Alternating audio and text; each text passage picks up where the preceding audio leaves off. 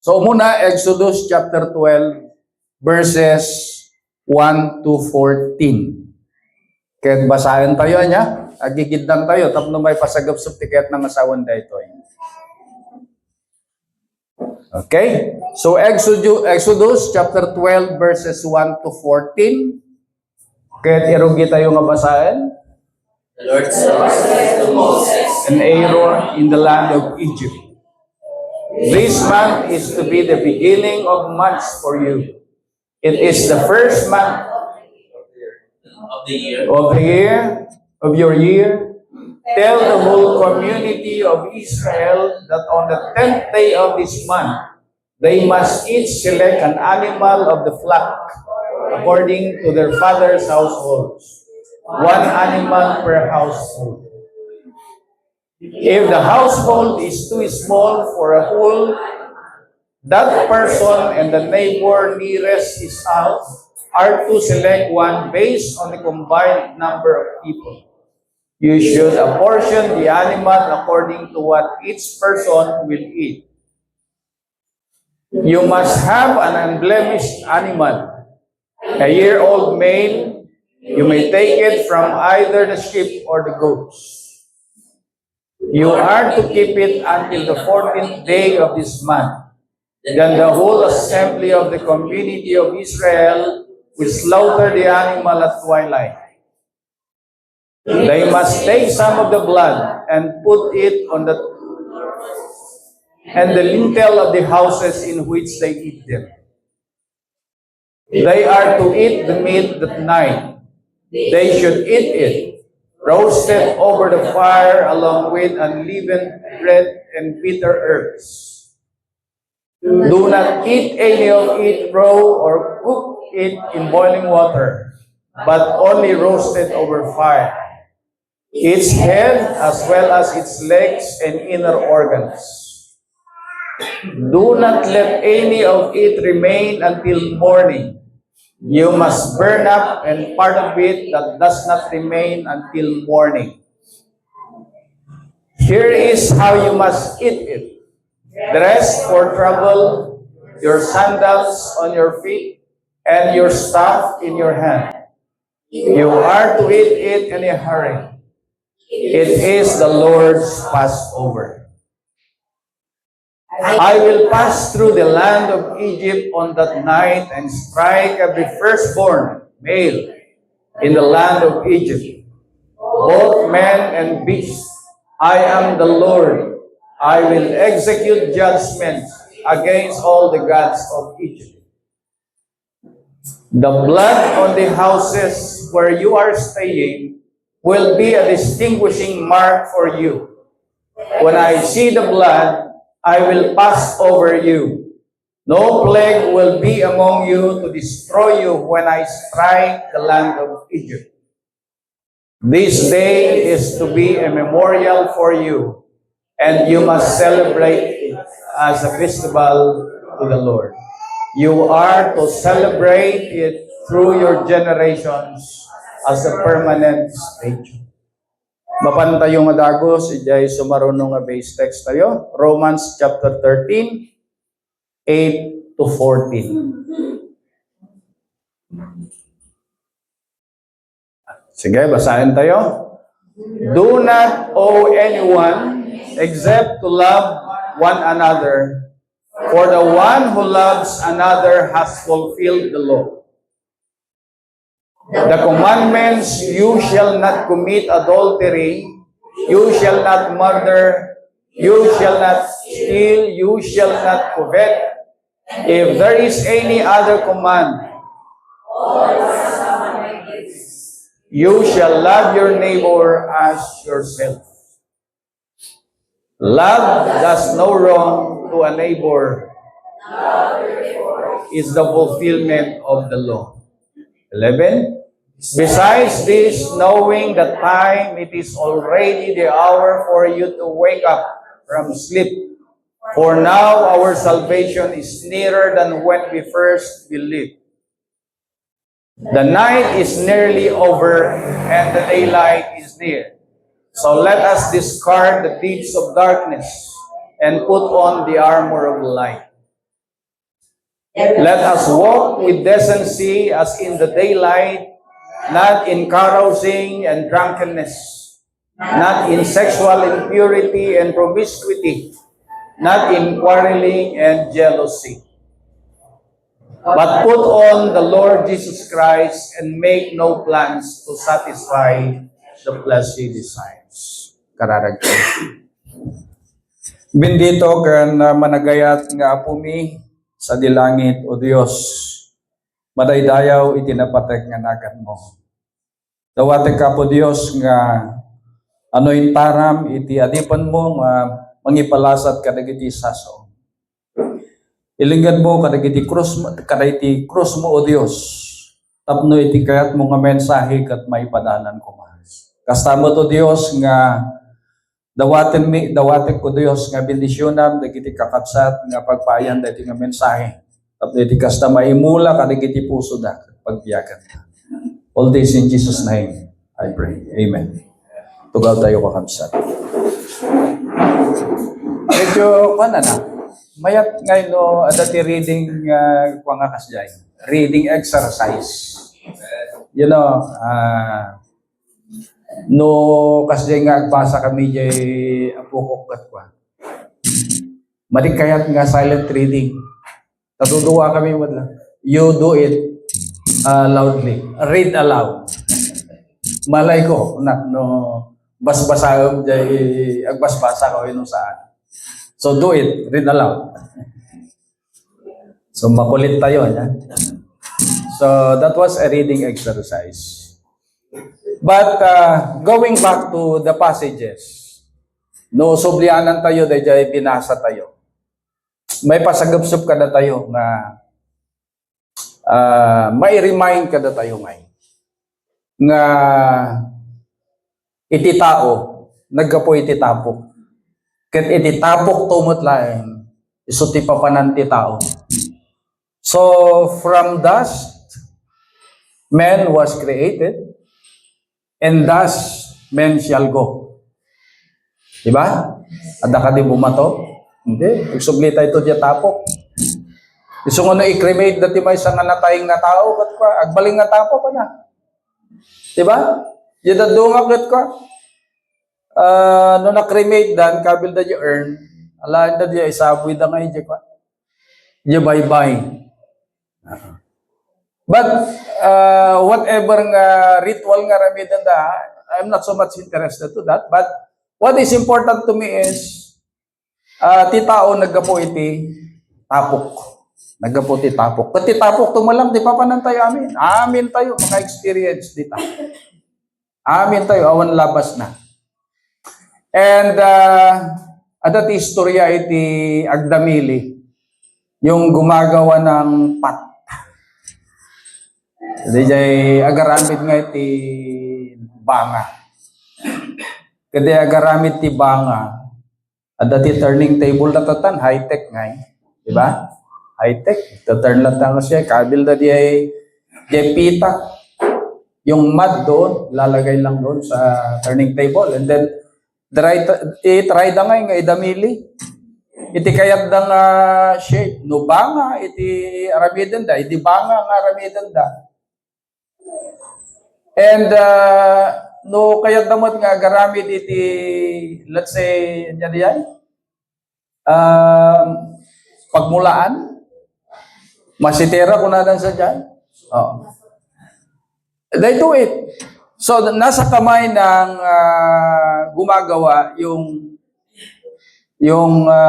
features ng kanyang ginagawa. Ganon. No? Katuhang nga satisfied to manin da jay agaramid, jay agdamili, jay. Mabalin naman yung balbaliwan, di ba? O, mabalin nga, kumul-kumulan ng tumaninin. O, depende tumanin, no? Anya tikayat ng aramiden, jay pitak na di jay. So, in relation to that, I would like to tell you, brothers and sisters, ang buhay natin ay nasa kamay ng ating Panginoon. I would like to tell you that God is a God of new beginning. Naniniwala po ba tayo? Nasa kamay ng ating Panginoon. Hindi ibig sabihin na kung ano tayo ngayon, makasalanan pa rin tayo ngayon, makasalanan hanggang kamatayan. Hindi. God is a God of new beginning. Remember that, brothers and sisters.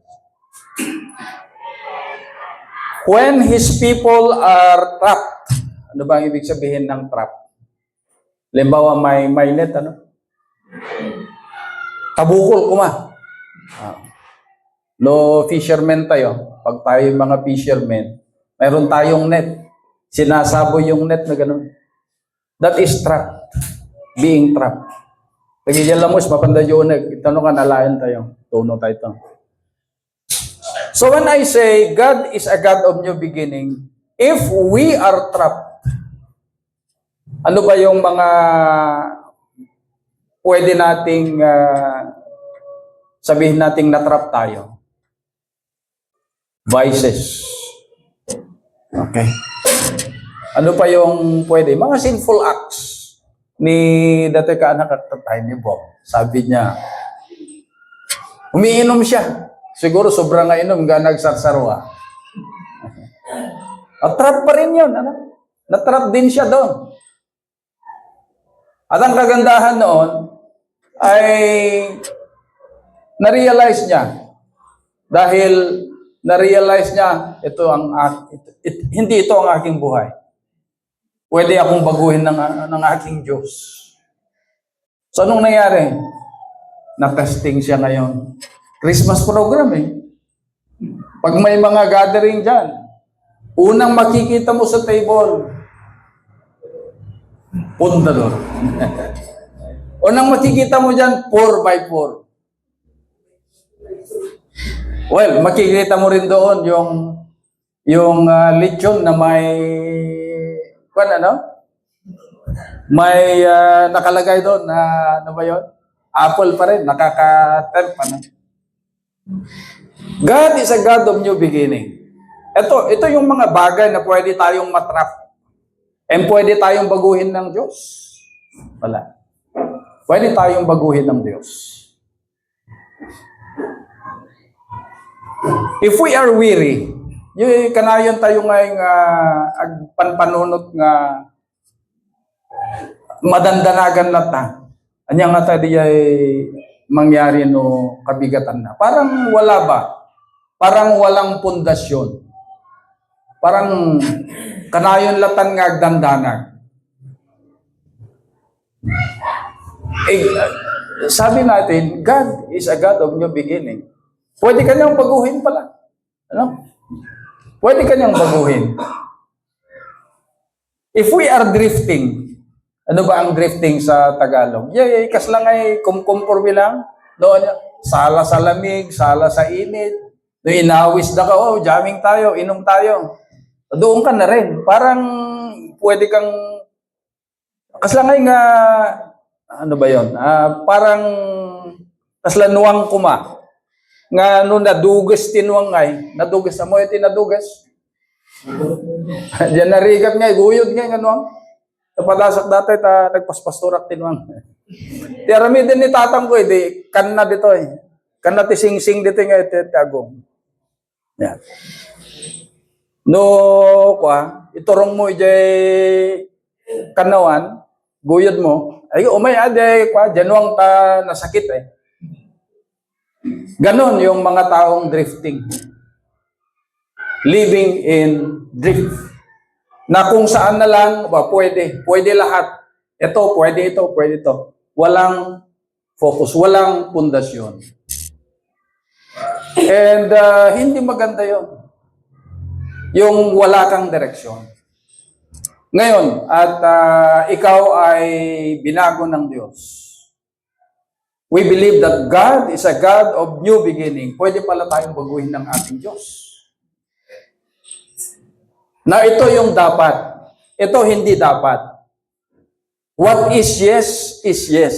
What is no is no. Why do we have to stay at the middle? Walang patutunguhan yan na pagkunada, ito tayo. Sige na lang, dito. If it is a sin, then it must be a sin. If it is not a sin, then it should be. Ah.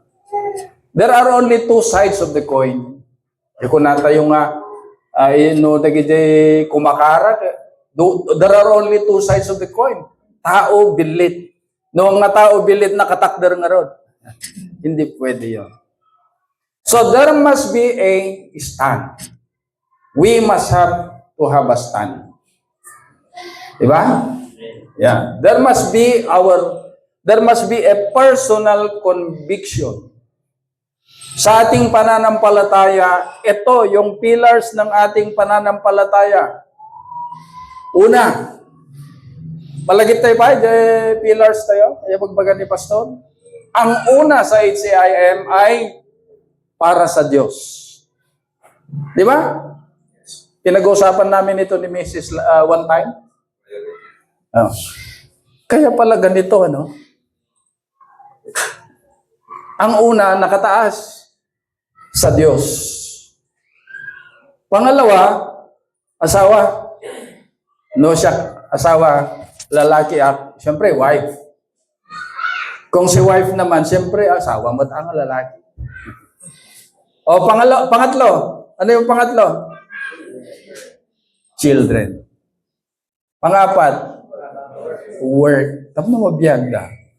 And then, pang-last, friends. Hindi pwedeng baliktarin. Hindi pwede. Hindi pwede. Kasi pag binaliktad pala natin, wala na. Wala na. So, ganun. Pag sinabi natin ito, yes, yan. Pag sinabi natin no, it must be no. Okay? So again, I would like to go back. God, our God, is a God of new beginning.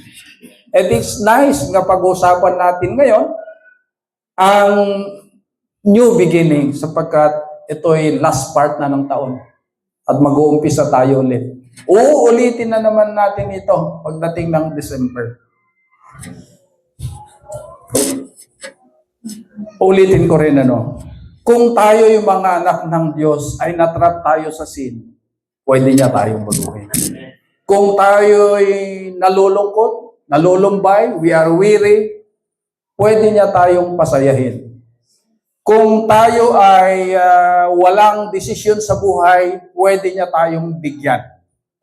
Because God, our God, is a God of new beginning. Han na tayo lang nga i-rescue na po Diyos ngayon. No dikit di i-transform na tayo. Kung nasa bisyo, nalugmok ka sa bisyo, addicted ka na sa alcohol, addict ka na sa kung ano dyan, pwede ka niyang baguhin. Han na tayo lang ruk atin ijay addiction nga ijay, no dikit di our God is able to transform us from addiction to somebody with purpose. And makita tayo ijay Exodus chapter 12 niya nga binasa tayo. Nga dagiti Israelitas deta nga tiyempo ngay nga kayat ni Apo Diyos nga rok aten isuda ijay Egypt. Ket pabago-bago yung desisyon ng ari. Ket naumansan ni Apo Diyos ta apaingahan ng arukatan dagiti Israelites. So, kuna ni Apo Diyos ken ni Aaron ken ni Moses. Kastoy ti aramitan niyo. Maglagay sila ng pandon. Kasi it was the time of Passover, Yung blood na yon lalagay sa jay ruangan da. Yeah? So, on that time, lumabas makita na niya kung labsang kayo. Labsang kayo. And they were saved, no? When they were at the ends of when Israel stands on the edge of the freedom from the Israelites. So, yan di makita tayo dyan. Nga ni Apo Diyos in save na nga, rinukat na rin ito Ija Egypt. Now, anya mati makita tayo di Romans chapter 30. Ni Paul ko na namatay dyan, Paul calls believers to wake up Tayo. Magising na kayo, kunana. Wake up and live as people of the light. People of the light. Kaya daytoy, pagtipunan tayo daytoy, binasa tayo nga teksto from the Old Testament, inayon tayo dito yung New Testament. Together, dagiting duwang teksto, if you try to look at them, they are inviting us to do three things. 3 R's.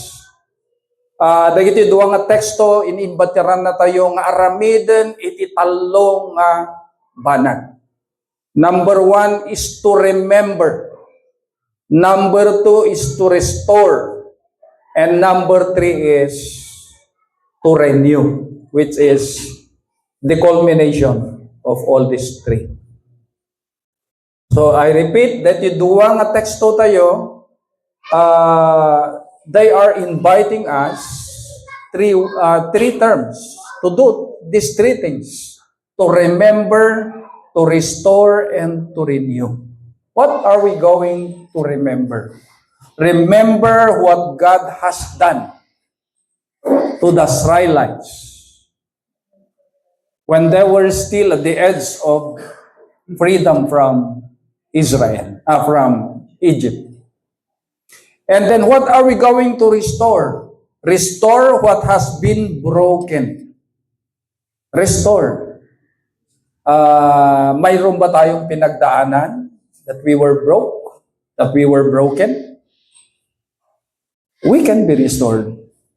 We can be restored. Ano itong renew? We must have to renew our lives in Christ. Amen. Okay. Mapan tayo man dito'y umuna. Anya ti arami din tayo from the base text, from the Old Testament. What are we going to remember? Remember that God's saving act ni Apo Diyos mangisalakan. When the Israelites were still on with the hands of the Egyptians, kakaasida, no? Makita tayo nga, biyag daidi. If you have watched that, biyag ni Moses, nabuya tayo dyan, kakaasida, masapsaplitan da ngay. Agaramid na ti pyramid ket guyudan da, bat-bato, kapno ti kasnaket, salansan da dyan, agaramid na ti bricks. Ket no aginanada pa ay masaplitan da. You can just imagine, no? Yung pinagdaanan dagiti nga Israelites, ima dagiti nga Egyptians, and they were liberated. They were saved by God. So we remember that. We have to remember that God saving us. Now, no ituloy tayo nga basahin da jay. No, basahin tayo ulit da jay kwa. Da jay nalpas tayo nga binasa. Makita tayo dito eh. Nga diya Passover. Diya Passover. Diya pa naglasan niya po Diyos. Makita na da jay dara. Labsan na. Awan itididigra nga mangyari. So they were saved because of that. So the Passover marks a turning point for the Israelites. Kuna na dito nga God tells them, this month shall be for you the beginning of months. So kaya di pa nagrugyanan na sa ano? Beginning of months. So that time they obeyed on that command of God. Kuna, this month shall be the beginning of months. Baka iso diya da January nga ta. Pastor. Baka iso diya January. Yeah. It's timely. Dito'y lecture tayo. Tikat ng asawan, this month shall be the beginning of months. Dito'y nga bulan isun tirugi dagiti daduma pa nga bulan. There are 12 months in a year. So meaning baka January di dyan. So, itin baga ni Apo Diyos datoy, The history of the Israelites was reset. Na-reset nga hindi jay history of Israelites. Hindi na i-reset, tikat ng asawan, na-reset. Iti history da. What is history? Nagmayat nga balik-balikan ti history. Yeah. No history ko na tayo. Kahit ko ba tayo ko ngay? Ag major iti history di nga hanmo nga iso ti natungpal ta nag-major akmat ti math and science. But anyway, history is very important. Especially in the Israelites.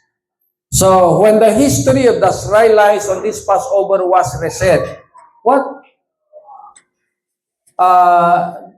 did they do? Anya ti inaramid na. And what do they have to do during that time? Number one, they have to remember their bondage in Egypt. Lagi pong kunada ni Apo Diyos. Lagi po nyo ti bondage yu iti Egypt. Insave na kayo. Insave na the Israelites. So when the history was reset, karon ng Passover doon, ano ang dapat nating gawin? Dapat nilang gawin. They have to remember their bondage in Egypt. Lagi po, yan nagdala nam. Unbearable na nagdala nam.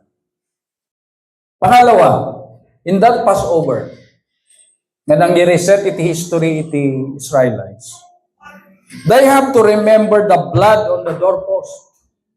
Blood that saved them from death. Blood, symbolic pala ang blood talaga. Very symbolic ang blood. Unblemished yung mga nilagay doon. Walang bahid na mga ganun. Pangatlo, the Israelites, when their history was reset, idina-reset ti historiada. They have to remember that salvation was not by strength. Anya ngay kumatipigpig sa damang laban iti army ti Egypt. Wala. Pitikan na lang soda. So during that Passover, when the history of Israelite was reset, they only have to remember, lagi punda, tinaglabasan da. And they have to remember that their salvation was not by strength. It was not by the strength, but the important thing there is obedience and faith in God's Word. Kuna ni Apo Diyos, ijay, kini Aaron, kini Moses, kastoy, ti aramiden nyo, taumayak to, magnaak to. Kahit no sinno, anyang banda, dati, dara iti ruangan dakat maisalakan dito. Anya nangyari, even the son of the Pharaoh was natay. So, the firstborn nga lalaki, nakaligtas da. So, they have to remember that God saved. God saved. And it was not on their act when they were saved of their strength, but in their act of obeying the words of God. And it's not only obeying, because you cannot obey without faith. Obedience and faith in God's Word.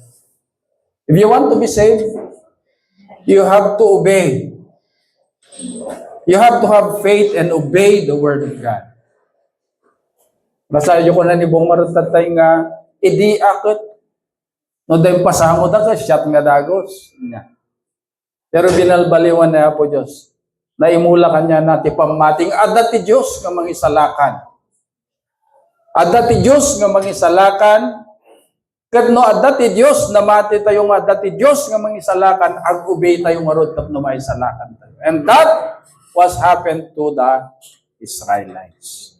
So the Passover makes us to realize or to remember how the Israelites were living in a bondage during the time of Egypt. Ano pa? The blood. the symbolic, and then the salvation, which was not han nga dayjay gapo iti pigsada, iti nga Israelites, do di kiti gapo iti pamati da kini Apo Dios nga nagtulnugan da. And naging memorial nga diyan, naging event da diyan. In my readings, anak pa kami na panja Israel, kahit ko kumamot yung mapanindiyan. And soon, hintayo. Makita tayo if they are still practicing this, remembering the history, no, dapat ba Passover da nga ta? Passover festival da? Kanya tayo dito ada nga kanayon iti tinawan nga Mataguan Festival. Festivity of Lives kunada. Yeah? So, dito yung nga napasama ka Passover Egypt when they were still in Egypt. Kaya naging memorial. And I hope and I want to prove siguro later no, dahito iba nga talaga that they are still observing in Israel. Dala-dala da ba dahito yung tradition da. Now, the challenge is, what is it today for us? Anyang arod para kada tayo dati remember nga dahito. Nga, anak ti Diyos. Anak ni Apo Diyos. Anyang arod kahit ng asawan dato yung remembrance, or remember. Iti biyag tayo nga namati, nga naimula, iti pamati na kini Apo Diyos. Kaya't kung ibaga kakabsat, nga dakdakkel na ito'y share tayo dito, to remember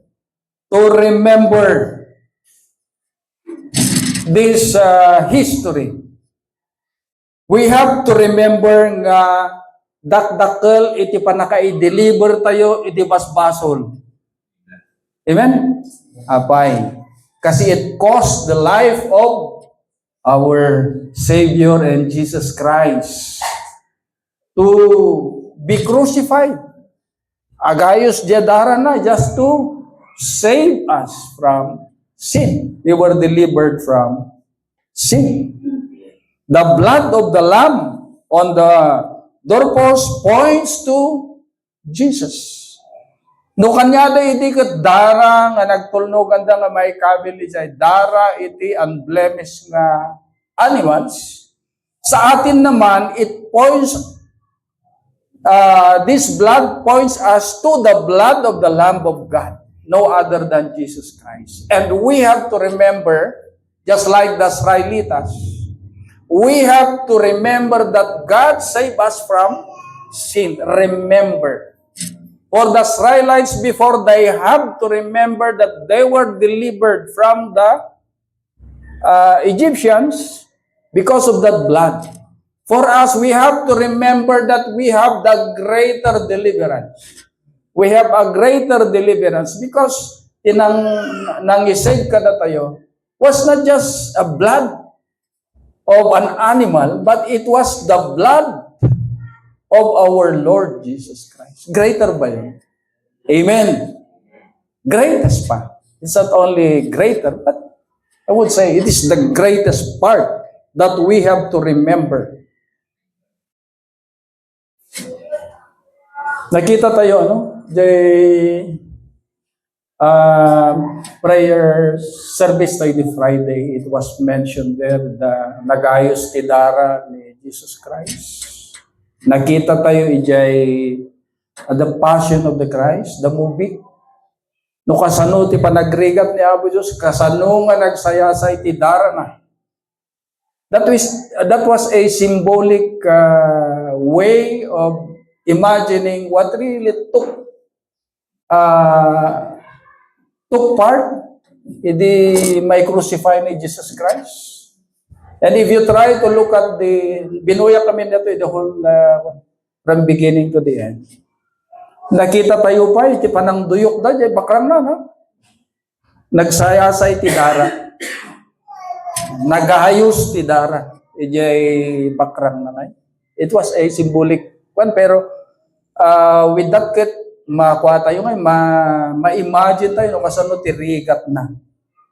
So there was a greater deliverance for us to remember. Kasi blood ni Jesus Christ ito. And if we remember that, when we remember, adang amin ti kagidanan na ngay di jay, mayroon siyang kahulugan when we remember something. When we remember history, mayroon tayong gustong patunayan. Gusto nating bigyang diin. When we remember the death of Christ, yung first word natin, remember. When we remember the deliverance that we had with our Savior Jesus Christ, ano yung dapat nating pagdiin ng pansin? The first one dito is, who saved us? When we remember the cross, who saved us? Jesus Christ. What it cost? Ano ba yung cost niya? Ano ba yung price niya? Ano ba yung halaga niya? We have to remember also who we are because of Him. Who we are? Sino tayo kumamot kasubutan ni Apo Diyos, ni Hesus Kristo yung krus. So we have to remember that we are prized children of God. Kaya uray sunakat in pailan sana jabagin na tapno walain na tayo lang, i-save na tayo, i-deliver na tayo from sin. We have to remember these three things, that God saved us. What it cost for Jesus Christ to save us. And who we are because of Him. My dear brothers and sisters, when we remember this history, remembering keeps our faith rooted in gratitude, not in pride. Amen? Remember tayo. Remember tayo how we were delivered, how we were saved. Anya iti cost na, cost, C-O-S-T. Ken sino tayo kumamot nga, who are we? May katatin, who am I? To be saved by God. But because God loves us, we were saved by Him. Oh. Ket no, remember tayo that time, who am I? May saved niya po Diyos. So no, inside nak niya po Diyos, anya nga ron dahil nga biyag tata. Anya dahil nga biyag. Is it for me? Agtakder pa ba ni pride? Tapno, kunak nga siyak dahito, siyak ni dahito nga tao. No? This me that you see me now is Christ. Ganun sana tayo. No? Ganun sana tayo. We remember the Passover. We remember the deliverance, but more than that, you were saved by Christ. Kaya ulit, remembering keeps our faith rooted when we remember the history in our faith, of our faith. Remembering keeps our faith umununig, rooted in gratitude. Marikrik na tayo iti rik na nga nagpapasalamat. Naalis yung pride. Kasi no agpasalamat ka, nawawala yung pride. Thank you. When you say thank you, when somebody offered you or gave you a gift, and you would say, thank you. Meaning to say, awatom. Ano? There is no pride to that. Bukal. But if somebody gives you a gift, tapos, man lang imik mo, baka kung kunata yung basta lang mo, gift. Nandun pa rin yung pride, no? So when we remember what happened, how we were delivered, umununag nga di pa mati tayo. Nawawala yung pride. Pangalawa, restore. Isubli na tayo. No? Restore. God's purpose for His people. Restore God's people. No, restore God's purpose for His people. Ano ba ti purpose na? Diyan ko nakarot tatay. Ni Apo Diyos, God is a God of new beginning. Sana tayo lang nga i-rescue, yagdamang nga sasaadin tayo, no, di i-transform na tayo pa. So yung pangalawa is when we remember, and then we have to think also restoration. God restores. Restores His people their own purpose. So makita tayo, no, sobyanan tayo dyan istorya ti Israelites. Makita tayo nga ni Apo Diyos sana lang ay rinukatan dagito Israelites from the bondage of slavery kada the Egyptians. No, dikit di inikat na isuda dyan ano natin kasi kaya nang asawa natin yan. Idi winayawayaan na isuda dyan Egypt. Ano lang pinayawayaan, sige, dita kayon. Ibulos kayon. Awang kayo mo tanda Egypt. Hindi. Di ba binaybayabay na pa isuda? So, he freed them to become His people again. Binaybayabay na isuda, ingana, mapandan, ijay, destinasyon da. Tapno tikas ta may restore ja identity da, kan di purpose ti tao. Purpose da? Ano ba yung purpose ng tao kasi? Ano ba ang purpose kung bakit tayo nilalang ng Diyos? Para tayo'y magpupugay, magpapasalamat, at ano pa ba? Mag-praise. Sino ba naman tayo? Nilalang lang tayo ng Diyos. Diba? Worship tayo, paspasalamat tayo kinapos. That is originally the purpose of why we were created. Hanga jay agbasol. No, dikit di paragsakan tayo ni Apo Diyos. That is the original purpose of God. Agkankanta tayo, agdaydayo tayo. These are the original purpose why we were created by God. Ngam anya tinaramid tayo, kaslatay moten nga nangat gato pa yung ni Apo Diyos, santay pa nga kaya nga ag-thank you kini Apo Diyos, santay pa kaya nga agkanta para kini Apo Diyos. Uray putad man lang. Okay? So, restoration. Restore God's purpose for His people. So, di ko nakarutatayan na lang winayawayaan, yung bandage da, from the slavery of Egypt. No, di binay, bayabay na pa'y isuda. Yung ipakita ti ayat na iti tao. Tapno ma-restore the identity da kandi purpose da nga nilalang. And that is to worship di ko natay mo. Agyaman, agkankanta para kinapo Diyos. Now, mapantay di Romans chapter 13. Ayati ko na nadjay. Owe no one anything except to love each other. Love is the fulfillment of the law. Awan ti utang tayo titunggal maysa. No dikit ti utang tayo lang titunggal maysa, ta ayatan tayo iti maysa kan maysa. Di ba? Bayam di utang yung financially, but sila ang kayat ni Apo Diyos, you owe no one anything. Awan ti sungsong batak. No dikit di tila ang aramitek ket ayatek itunggal maysa. Agiin na ayat tayo. Di ba? That's Romans chapter 13. Restore. Yun lang ang gustong ma-restore ng Diyos sa atin. To love one another. Kanya tiket ng asawan ti restoration.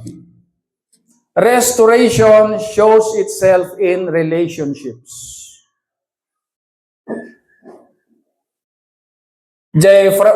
From slavery to community, kunana, do lagi po tayo the Israelites, from slavery to community, nagkakanya-kanya sila noon. May kanya-kanya silang pinagkakabalahan. Minsan pa nga naglalaban-laban sila. But restoration means it goes with relationships. Restoration. From slavery to community, from kanya-kanya to community. At dati may isang feature di community nga kahit kung i-share tat nga bigat. When we say community, we mean it is a group of people with common denominator. Sharing yan. Lahat-lahat. That's community. Hindi pwedeng ang isang community ay may kanya-kanya. So, when the Israelites were freed from slavery,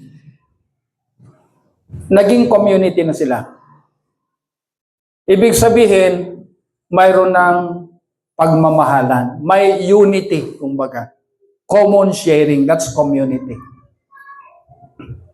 So, in a church, we may say, church community. Ibig sabihin, may common denominator tayo, which sinishare natin. The common denominator natin is to love one another. To love one another. Agiin na yat tayo ng anak ni Apo Diyos. That's the common denominator. Restoration shows in relationships. Okay? Pangalawa, from selfishness to love. Dapat isipin natin, when we say restoration, that calls on relationships especially from selfishness to love. No idikit, ada iti panagkanya-kanya. Wala na pala yung kanya-kanya. Hindi na. Kundi pare-parehas na, no? Tayo'y mapagbigay.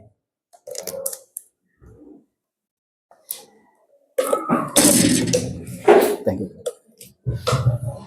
And then restoration. Makita tayo matlang in the relationship from brokenness to obedience. No, broken ka. May pinagdadaanan ka in your relationship.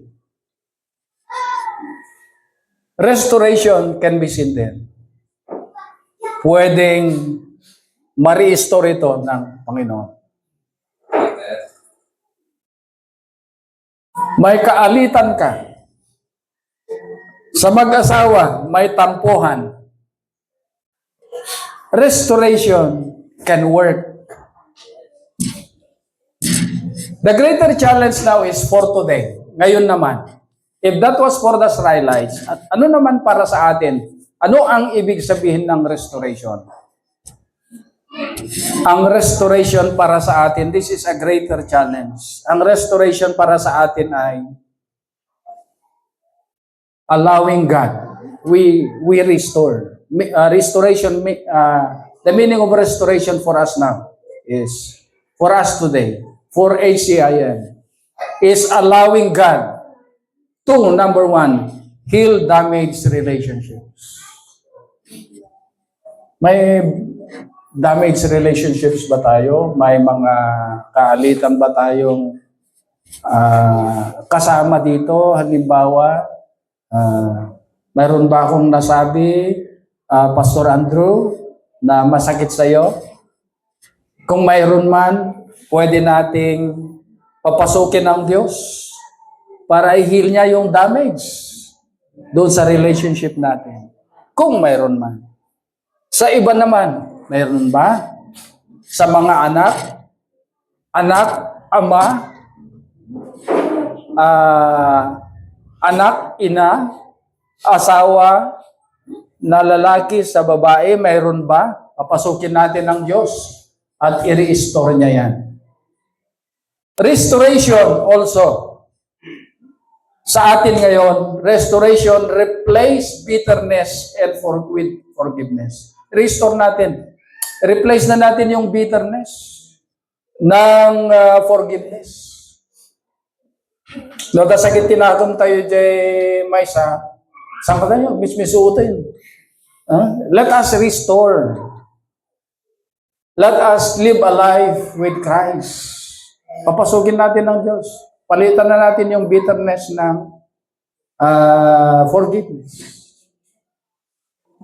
And then, for us today also, restoration means teach us to love as Christ loves. So, restoration, teach us to love as Christ loves. So, a restored heart produces restored relationships. Nung na-restore tayo, nagitipuso tayo, sigurado ma-restore mo iti relationships ito tungkal maysa. Now, I would like to have a pause, agposak man, and then allow yourselves to be free. Kaya panunutan tayo man, itibagi tayo.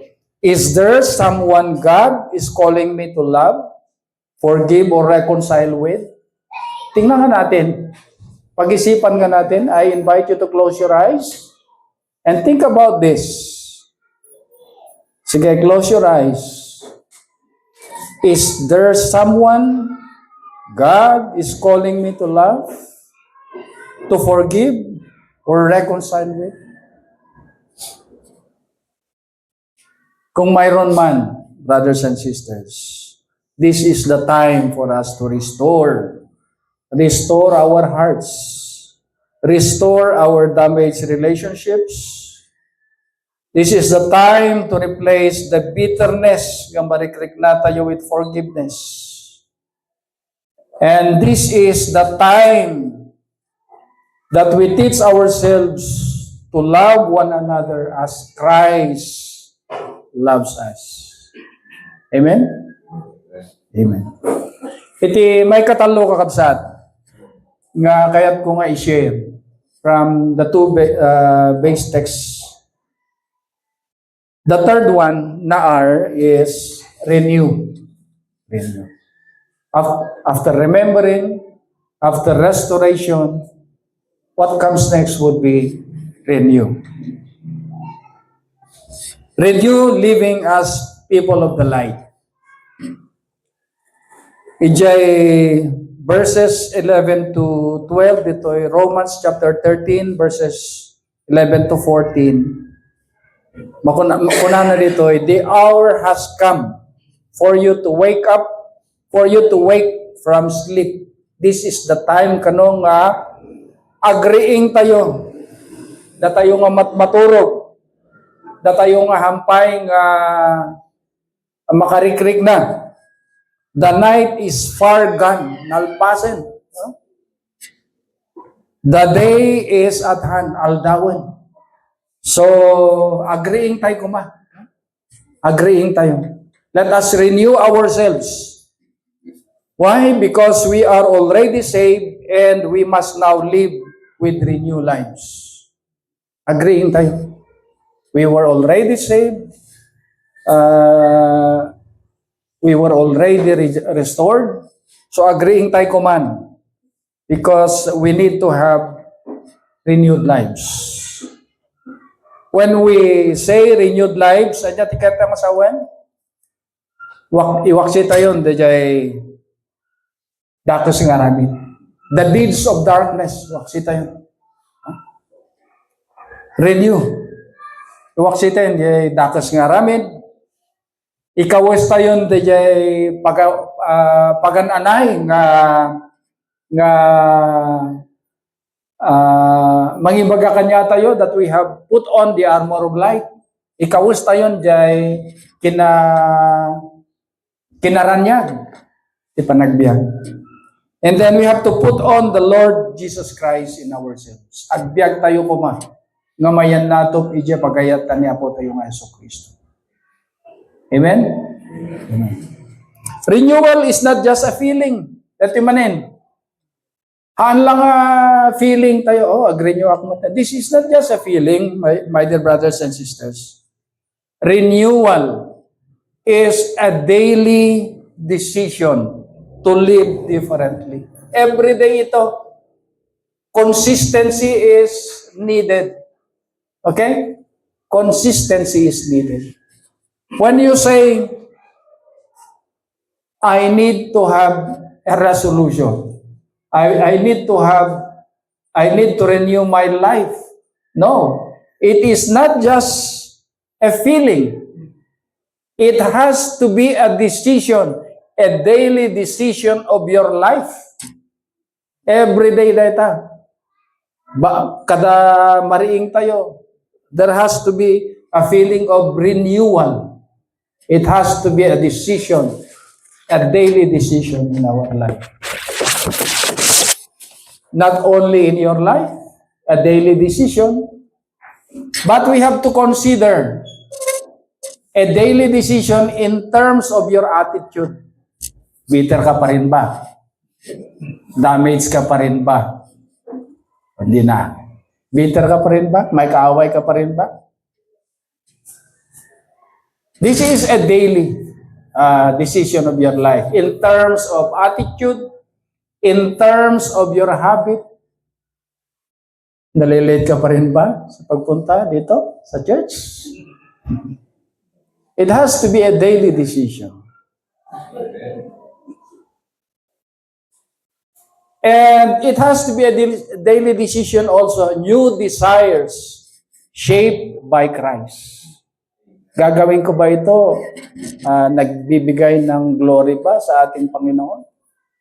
So every day, these are the things that we have to look into. Feeling renewed means requires daily decision. Okay? Daily decision. In terms of your attitudes, in terms of your habits, in terms of how you live with Christ. Renewal. So I would say, my dear brothers and sisters, renewal means Christ becomes visible in how we live. Dapat no renewed tayo, makikita agrimrimat kuma ni Kristo kadagiti bibiyag tayo. Because this is the temple of God. Dati biyag tayo, dati bagi tayo launay, this is the temple of God. This is the temple of God. So when you say, I am born again, kahit nang asawan, ipakita tayo ang visible ni Kristo kadagiti bibiyag tayo. Amen? Yes. Remember, restore, and renew. Ito di talong banbanag nga mang-culminate dagiti aramid tayo iti dati nga tawan. Remember how you were saved. Restore your brokenness. Pangatlo, renewal. Agrimrimad ka mata ni Kristo kadagiti bibiyag tayo. And God's work in us. God's work in us follow a certain pattern. This particular pattern. Ipa nagtrabaho ni Apo Diyos kadagiti bibiyag tayo kat sumurot nga ito ay pattern nga dito. Remember. What are we going to remember? His saving grace. Remember how you were saved. Remember how the blood of Christ shed because of our sins. Remember, this is the pattern. Pangalawa, restore. Restore what sin has broken. Anya tinangyari kanya, kitig bibiyagak pa lang, edit ikinabasol. Idi sakit managbasol pa lang. Remember, okay? God's saving grace. Restore what sin has damaged in you. Agsubli tayo pa nga ta? Hindi na. Yung pangatlo, this is the last of this pattern. Renew us to live as children of light. Renew.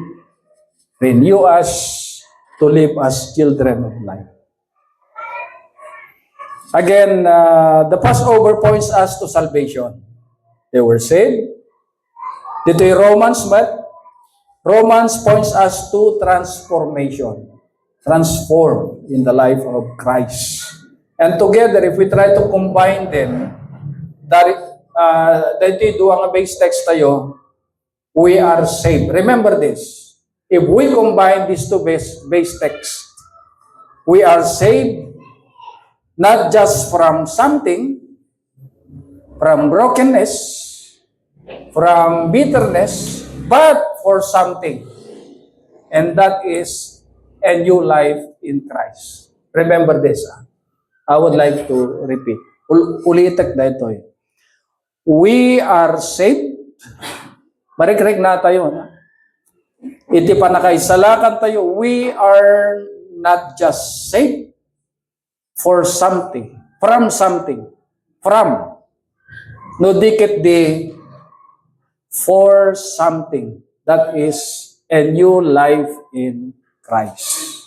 Amen? If you say, I am saved from brokenness. You were not just saved from that brokenness, but more importantly, we are saved from something for something. And that is a new life in Christ our Lord. Again, my dear friends, my dear brothers and sisters, God is calling us today. God is calling us today. Anya ti bagbagan ni Apo Diyos. Ti kung kuna ni Apo Diyos ay ayaban na tayo. Calling us. He wants to talk to us. Remember the cross and return with gratitude. Amen? Do you feel that God is calling you to remember the cross and return with gratitude? God is calling us also. Restore a relationship or area of life you have surrendered to brokenness.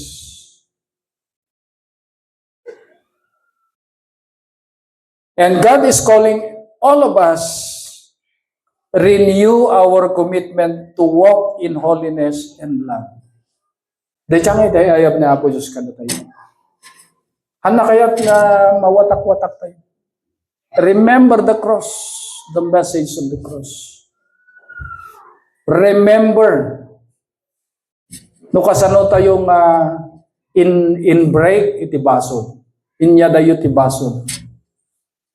And remember, no kasano tayong maugasan, mabalbaliwan, ken Kristo tapto agbalin tayong holy, ken managayat, itipada tayong tao. Amen. Now, adangay DJ, kahit kung ay share dato, ang kung ay nga malagip, at ko dito, tiamok dito ket upat nga istansa. So while nga i-read dato nga message, tumatak tayo, i-close ko dito yan, i-lipas ko di rabi dito. Tumatak di panunod ko.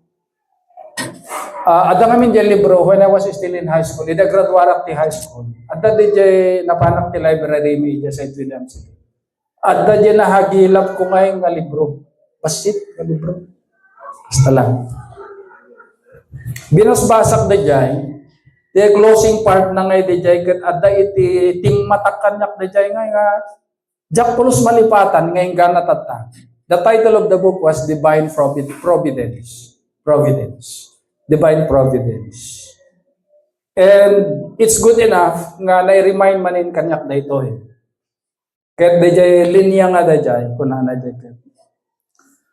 Parang ang title yata nito ay Call. The Call, parang The Call.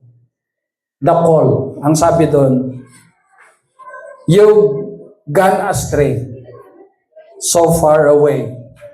Come to me again. Come home again. So I was reminded of this line. Nga ingga natatadyak pulos malipatan nga daytoy. And uray din na panak ti college, sumrek, ang subli-subli nga daytoy nga linya. And I will always remember this. Now, when I was about to finish this nga message, nagsubli man yung kanya kidira BJ closing part na. Kahit kung maulitan man yan. Parang it's a call. It's a call from God. Kunana. The call. Ang title yata nito is The Call. You've gone astray so far away. Come to me again. Come home again. Amen. So kung malayo man ang narating natin na wala ang Diyos sa ating tabi, it's time for us to go to Him again and go home again to Him. Amen? So for today, to culminate our series of worship, palagi nating iisipin yung 3 R's. Kung sa academe, ang R's na yan, reading, writing, arithmetic sa amin. Di ba? Pero sa atin naman, ang basic natin dito, to culminate is remember, restore, at renew. 3 R's. Amen? And ulitin ko ulit ito. Kung tayo man ay sa mga pinagdaanan natin, tayo ay parang nawala. Let's go back to Him. Let's go home to Him again. If we have gone so far away, let's go to Him again. And let's come home to Him again. Amen. And as we start 2026, siguro magandang simulan natin ito ng renewal. Okay, ulitin natin ito. Always remember that God restores our brokenness. And then God renews. Kararag tayo, Father.